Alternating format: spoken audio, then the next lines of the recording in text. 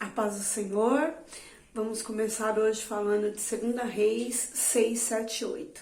E como disse meu querido amigo, Dr. Artioli, que todas as vezes que eu começar esse vídeo, eu possa pedir a Deus que Ele conduza o meu falar, que Ele conduza o teu ouvir, para que nós possamos ouvir e falar daquilo que realmente saiu do trono do Senhor. Que nós possamos aprender com esses vídeos, aprender com a palavra do Senhor. Que em cada capítulo da sua Bíblia inteira, ela tem algo para nos ensinar, que nós possamos aprender com essa palavra. Amém? No comecinho desse capítulo, Eliseu ele está com os profetas e eles falam para Eliseu que aonde eles estão morando, aquele lugar é um lugar pequeno e eles precisam aumentar aquele lugar. Então eles chamam Eliseu para que eles caminhem até o lugar lá do Jordão, onde eles possam ali pegar madeiras para aumentar ali as suas tendas, aumentar o seu local de moradia. E quando eles estão indo para aquele lugar e já trabalhando, fazendo ali o que eles precisavam e se comprometeram a fazer, um dos profetas que está trabalhando com o machado, na hora que ele vai fazer o movimento do machado, o ferro do machado se desprende e ele perde, cai no Jordão e ele entra em desespero, porque aquele machado era emprestado. E ali então ele fala, com Eliseu que o machado era emprestado e que ele ficou muito preocupado por conta de ter perdido. E assim, eu não sei quanto custava um machado naquela época, mas vamos pensar como se fosse hoje, não deveria ser algo muito caro, muito pesado, mas era algo que para ele era importante porque ele havia pego de alguém. E aí Eliseu só pede para ele, me mostra onde está o machado. E quando Eliseu mostra, quando ele mostra para Eliseu, Eliseu joga uma madeira e aquele ferro flutua e ele então pode pegar com a mão dele. Por que eu quero falar a respeito desse momento aqui? Alguém poderia dar para ele um novo machado para dar para aquela pessoa para quem ele pediu emprestado, ou ele mesmo poderia comprar um novo, ou ele poderia mergulhar e localizar, ou tentar localizar aquele machado que se perdeu. Enfim, mas ali ele ora ou ele fala com o profeta e o profeta age a favor dele. Irmãos, nesse momento aqui o que eu quero dizer é que mesmo nas coisas comuns do nosso dia a dia, se nós buscamos a Deus em todas as coisas, quando nós sairmos da nossa casa de manhã, nós falarmos para Deus para que Ele cuide do nosso dia a dia, até as coisas simples que podem parecer desesperadoras por um segundo, por um milésimo de segundo, o Senhor ele vai trazer ali o flutuar, Ele vai fazer acontecer, Ele vai fazer o nosso coração ali estar com aquela realização acontecendo. Nós precisamos crer que o mesmo Deus que é Deus de milagres extraordinários é o Deus que cuida do nosso dia, da nossa rotina. E ali Eliseu faz isso e ele pega ali o machado. Então era um milagre, porque o ferro não flutuaria, mas é o mesmo Deus que faz milagres extraordinários, grandes, gigantescos, é o mesmo Deus que cuida do nosso dia a dia, da nossa ansiedade diária. E nós precisamos confiar nesse Deus que cuida de todas as coisas. Aqui, na sequência desse capítulo, o Senhor fala para Eliseu que ele vai, que o rei da Síria vai atacar Israel. E então Eliseu fala isso ao rei de Israel e fala inclusive aonde estão os acampamentos do rei da Síria. E o rei da Síria, todas as vezes que se movimenta, ele percebe que Israel já não está mais nos locais onde ele gostaria, ou que ele achava que estaria. E ele fica muito bravo, o rei da Síria fica muito bravo e ele fala que há alguém no meio dele, no meio da terra dele, que está falando para Israel a respeito do que ele está fazendo e de onde ele tem se movimentado. E aí os seus próprios servos, os servos do rei da Síria, falam para ele, não. Mas na verdade Eliseu, que é o profeta, é que está falando aquilo que você fala no seu quarto para o rei de Israel. Então, aqui o inimigo está vendo aquilo que o Senhor fala através da vida do seu profeta. Então, nós precisamos muitas vezes acreditar, nos forçar para acreditar, mas o inimigo fala e sabe o Deus que nós servimos. E aqui ele fala mesmo para ele, fala assim, não, na verdade ninguém está falando, mas o Senhor, através do profeta, tem avisado a Israel. E aquilo deixa ele muito bravo, deixa o rei da Síria muito bravo. E ele fala, então eu vou atrás desse profeta. E ele vai até a casa onde ele está, em Dotã, onde está Eliseu, e ali Eliseu está dormindo. E o seu servo, quando acorda pela manhã, ele vê em volta da casa onde ele está vários exércitos, vários soldados, e ele fica muito preocupado, e ele vai para Eliseu e ele fala: Eliseu, a casa está cercada, como que nós vamos viver, como nós vamos sair daqui? E Eliseu está calmo, e Eliseu então fala para ele, fala assim: pode ficar calmo, fica bem, porque muito mais são os que estão a nosso favor do que estão com ele. E ali esse servo não está vendo nada e não está entendendo nada.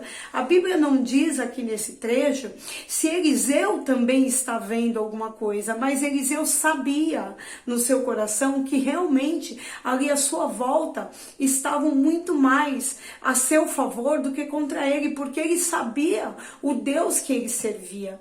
Então, naquele momento, ele vira e fala para o Senhor, ele não pede para Deus assim: Senhor, me faça ver junto com o meu servo tudo isso que está acontecendo aqui à minha volta no mundo espiritual. Ele só fala para o Senhor: Senhor, faça com que ele veja, porque aquele que anda com o Senhor também tem as características do Senhor.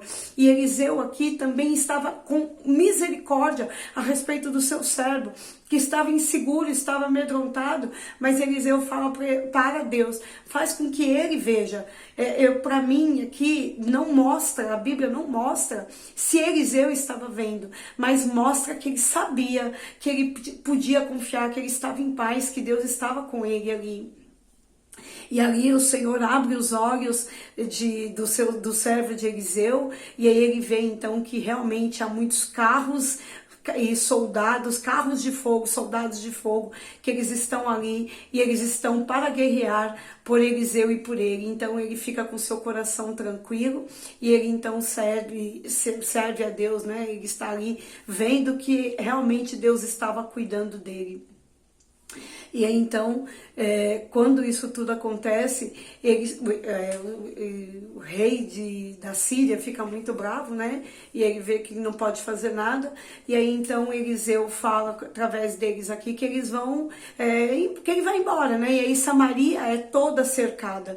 Samaria é toda cercada a ponto deles passarem fome. E quando eles passam fome ali, o próprio Eliseu se levanta e ele fala que no dia seguinte ali haveria muita abastança, porque conforme eles estavam passando fome, coisas horríveis eles fizeram, a ponto até, a Bíblia relata, de chegarem a comer uma criança, comerem um filho de uma mulher que cozinhou o seu próprio filho para poder comer, porque não tinha mais o que fosse servido ali de alimento para ela. Então, quando cerca-se a cidade e a cidade fica sem comida, sem nada, então o Eliseu levanta e fala: não, nós vamos fazer aqui, na manhã nós vamos ter uma abastança. E o capitão do exército que andava com o rei ali, ele fala, o rei da Síria, ele fala: nem que o próprio Deus abrisse as janelas do céu, aqui não teria como ter comida amanhã. E ele fala: vai ter sim, e só que você vai ver essa comida, mas você não vai comer dela, porque você duvidou do Senhor.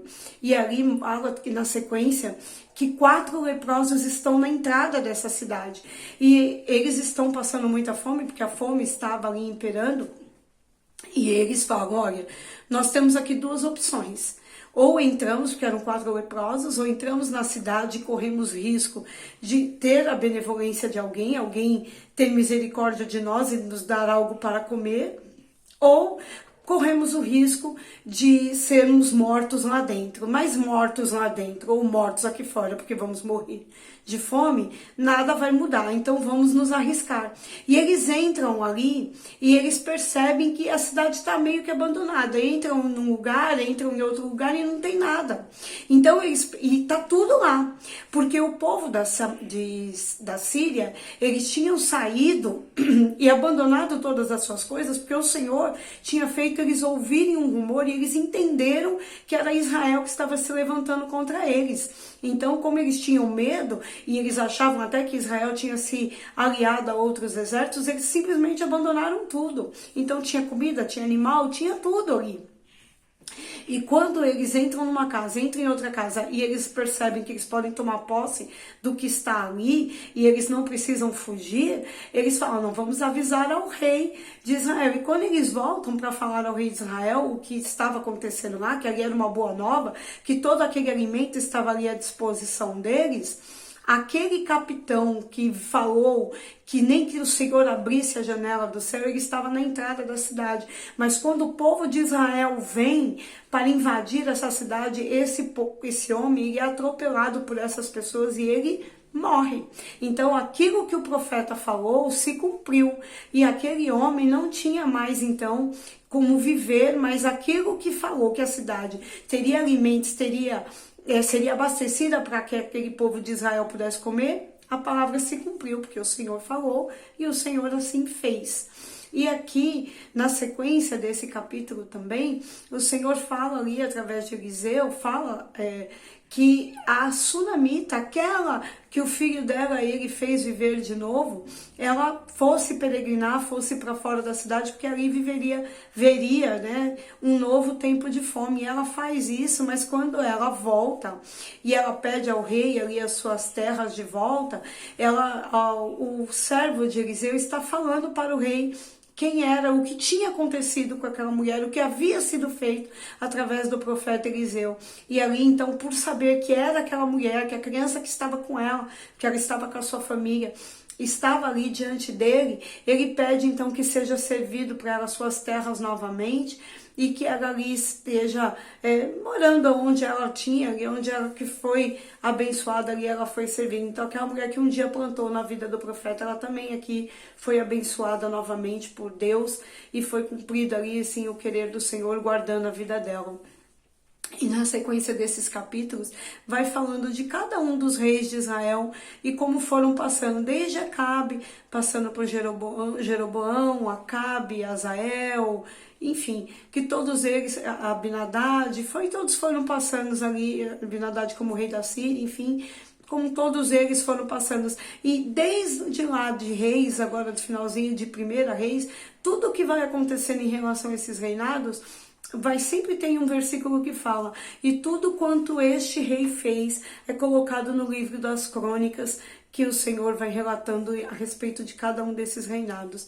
Então todos eles vão ter, um pouquinho mais para frente nós vamos ver a descrição do que eles fizeram enquanto reis, com a parte que eles foram bons e a parte que eles não foram bons, enquanto eles serviram e enquanto eles não serviram ao Senhor, e tudo isso é descrito. Esses dias, quando teve a ceia na minha igreja, eu fiquei me lembrando dessas palavras e fui pensando, né? Desde o início da Bíblia, o Senhor pede para que nós façamos alguns rituais, como a ceia não deixa de ser um ritual. E ele pede para que nós façamos isso em memória. Assim como aqui no livro de Crônicas, o Senhor vai falando que ele pede para que seja registrado aquilo que esses reis fizeram. Então, irmãos, por que o Senhor pede? No meu entender, o que o Senhor falou comigo em relação a isso? Que muitas vezes o Senhor pede ou para a gente escrever, ou para a gente comemorar, ou para a gente fazer uma grande festa, ou um culto, ou uma ação de graça, enfim, algo para a gente lembrar aquilo que Ele fez. Porque, como nós já falamos também aqui em outros vídeos, a nossa tendência enquanto ser humano é esquecer do bem que Deus faz para nós e somente lembrar das coisas ruins do dia a dia e não ver que a boa mão do Senhor, ela nunca nos abandona. Então, os nossos testemunhos para nossa edificação mesmo, ou edificação daqueles que estão nos ouvindo, eles servem para a nossa fé ser revigorada. Então, quando o Senhor pede para nós escrevermos, como vai falar agora aqui no livro de Crônicas, é para que nós possamos ler e falar, ó, esse aqui é o Deus que faz, esse daqui é o Deus que tem misericórdia de mim e de você, é o Deus que nos guarda, é o Deus que levanta pessoas para nos abençoar, para nos proteger, para cuidar de nós, é aquele Deus que através da sua palavra faz com que nós possamos entender que nós não vivemos pelo natural, nós vivemos pelo sobrenatural, e até no dia a dia nós possamos ver os milagres e a boa mão do Senhor. Então que essa palavra hoje te faça refletir que o Senhor é o Deus que cuida do seu dia e é o Deus que cuida do seu momento, é o Deus que cuida da sua vida como um todo, Ele cuida da sua descendência, Ele cuida da sua necessidade, é o Deus que entende as preocupações que você tem na sua mente, é o Deus que cuida de você em tudo aquilo que você precisa. Amém? Que nós possamos ficar por aqui, mas ficar com essa reflexão, que o Senhor, Ele entende, ainda que para outros pareça pouco, Ele entende as suas preocupações e Ele cuida de você em todo o tempo. Que o Senhor possa te abençoar e essa palavra possa falar mais ao seu coração. Fiquem todos na paz do Senhor e até amanhã. Com fé em Deus.